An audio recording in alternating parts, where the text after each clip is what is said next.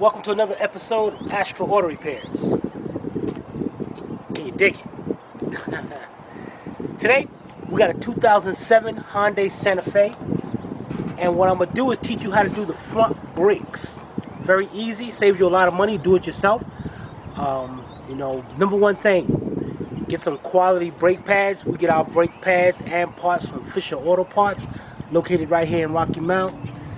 Federated Auto Parts, they're definitely high quality. I don't got to second guess when I put the part on whether it's going to fix the problem or not. Especially with brakes, you can put them on and so they'll squeal if you got inferior brake pads. Alright, the first thing we're going to do is pop the hood,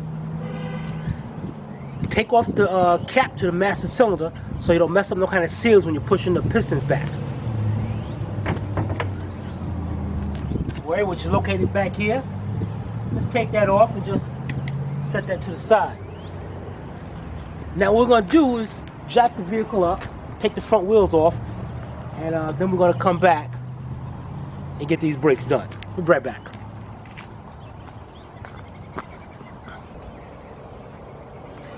Okay, we're starting off with the front right wheel at the caliper. Now what we're going to do is on this one, you don't have to take off both bolts to remove the caliper. Just take off one. And I want you to also have your a C-clamp, push back the piston. Alright. Now what we're going to need here is a 14mm socket.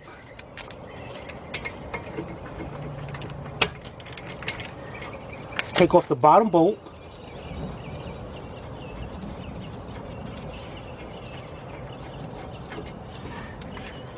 Swing the caliper up like that. Now what we got to do is push back those pistons. Get you. Okay. So we need to push back these pistons. Now what we're going to do that, we're going to take off one of the old brake pads. You get kind of. We're going to set it up against the pistons. And we're going to use the C-clamp to push it back. Now being that this is a double piston, you might have to keep going switching from side to side until you get it. Sometimes you can do it and it'll push back both of them. So let's get those pistons back. And remember, the cap to the master cylinder must be off.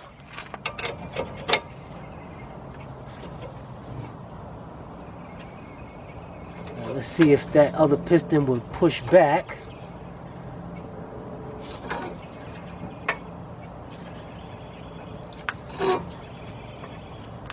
Yeah, as you can see that push back like that.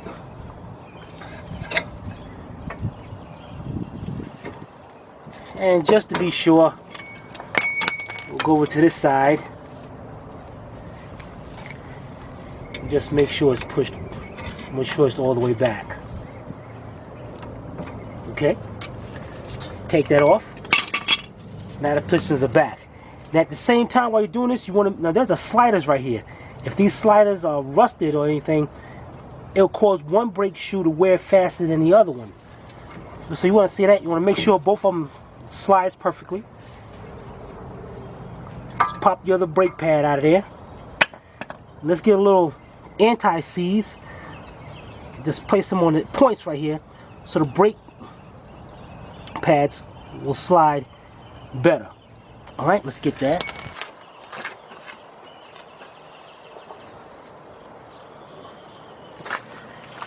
Okay, we got a little thing here, Molly brake lube. Just a small amount, it don't have to be a lot.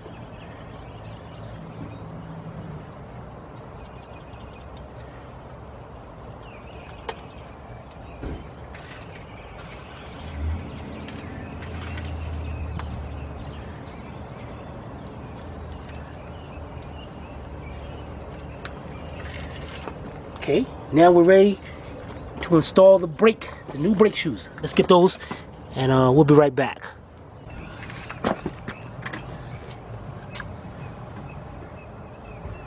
Okay, we're back. Got the new brake pads from Fisher Auto Parts. The best ceramic brake pads. You always want to get brake pads with that little metal plate in the back. That's an anti-brake squeal shim. Without it, the old style used to have to spray disc brake quad on the back of the pads before they put them on. Let it set for like 10 minutes. And that's the old style. New style, they got these put up there. It'll stop the brakes from squealing. Now, one pad will always have the brake wear shim. So what you do, because one brake shoe has it on the other side and the other one has it on this side, like this one does. So you want to hold the brake pad up like it's a sad face. That's what I say in all my videos when I'm doing front brakes. And you hold it like it's a sad face, and whatever side that's on, that's the side it goes on. We're on the right side, so we got this brake pad. This one goes on the inboard. So let's set that down there, just like that. Let's set the other one on the outside.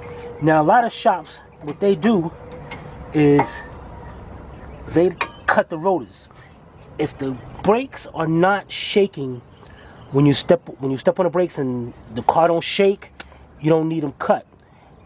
It's a gimmick, you know, because if your brake rotors don't need cutting, why continually cut them? Eventually, you're going to keep doing brakes. The rotor's going to be so thin, then all of a sudden they tell you you need new rotors. You don't need that. All right, we got that back in. Let's swing that caliper back down. Get the bolt in there.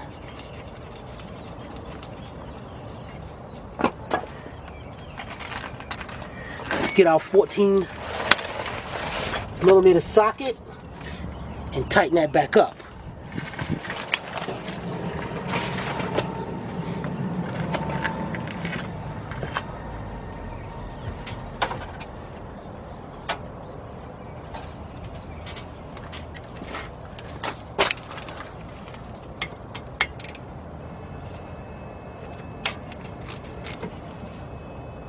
Now, it's not super tight, don't go crazy. Done. Let's get this tire back on, tighten it up. Then we'll meet you on the other side. We'll be right back. Okay, here we are on the other side. And by now you should know exactly what to do. So let's get us a 14mm socket.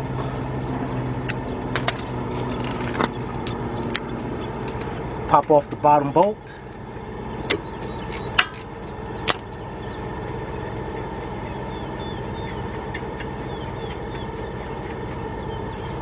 Swing the caliper up.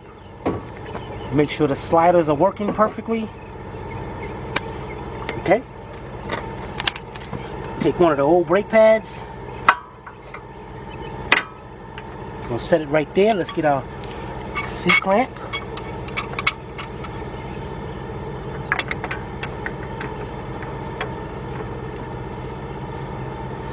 Bring those pistons in.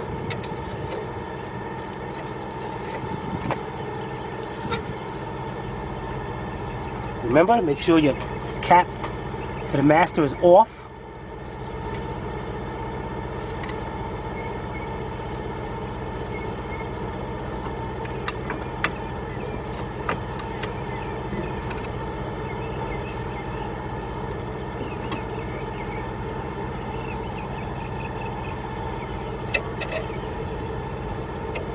Both pistons pushed in. Let's go to the other side just a little bit, just to make sure that it did go in all the way.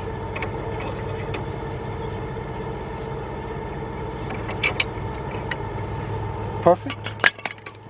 Take the other inboard pad out. You can see the sensor, sad face on the left side, and that's what we're doing. The left side. Let's get some anti-seize.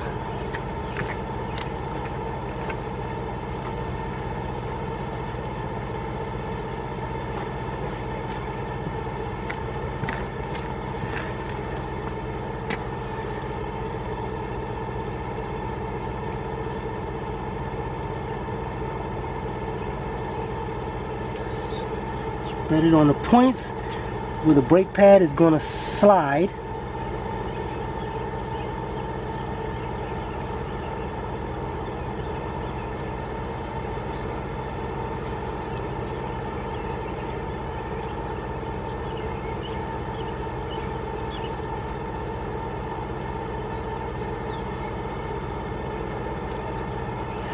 Okay.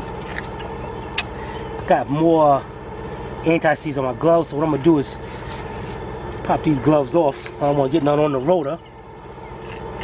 Let's get our new brake pads.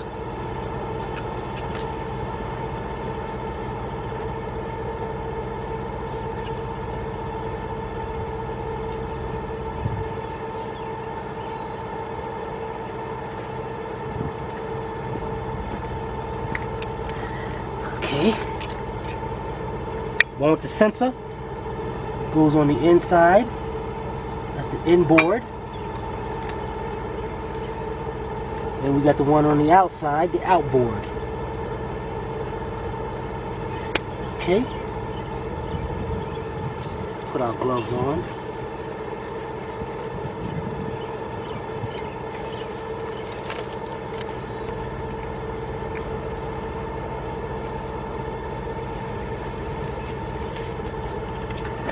Okay, swing the caliper back down.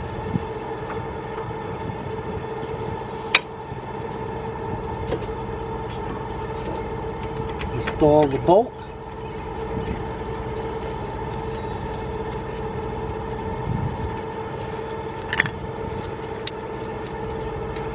Tighten it up. Remember, it's not all that super tight, or you will strip that out or break that bolt off. Just snug. Done. There you go. Front brakes are done. Alright. In the meantime, I got to finish up doing the oil change on here. And when we come back, I'm going to explain to you what we just did. And some advice for you. Okay? We'll be right back. Okay. As I'm getting ready to let down the vehicle, you know, I just drained the oil out. I got to still get the filter. Notice there's a little leak over here.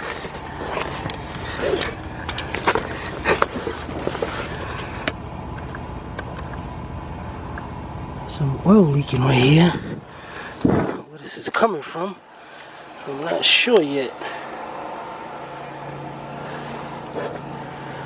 Looks like it's coming from the front. Okay. Mike, if you're watching this video, let's find out where this leak is coming from. Now, we got the oil filter right here, the old oil filter. I wonder, did they tighten it up all the way? Let's try to. Yeah, it's pretty tight. Let's get us a light. We can see up in here, see if we can detect where this oil is coming from. We'll be right back. Okay, we're back. I had to get me a little light here. There's the oil filter, and if you can see right there, I see a drop of oil. Problem is, where is it coming from? For it to get right there, it has to be coming from further up. There's oil on the oil pan bolt, one of the oil pan bolts right there. So it's possible we can have a from the oil pan gasket. But you know what? Let's get this filter out of here and change this filter and go up on top and see if we see any leaks. We'll be right back. Okay, I looked up here. Everything looks dry. You know, so what I'm gonna, because I noticed when I took the old oil filter out, it wasn't all that tight. I was able to take it off by hand pretty easily. So I wiped it all down, put the new oil filter up there, tightened it up like it's supposed to be, and I'm gonna make sure, see if he keeps an eye on that, see if he can see any drips in the driveway or something.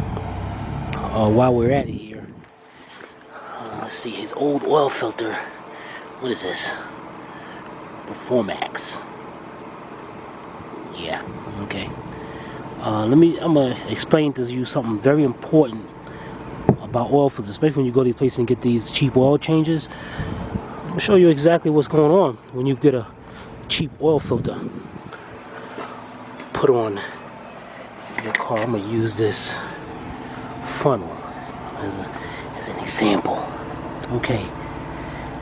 Now, if your oil filter's down here,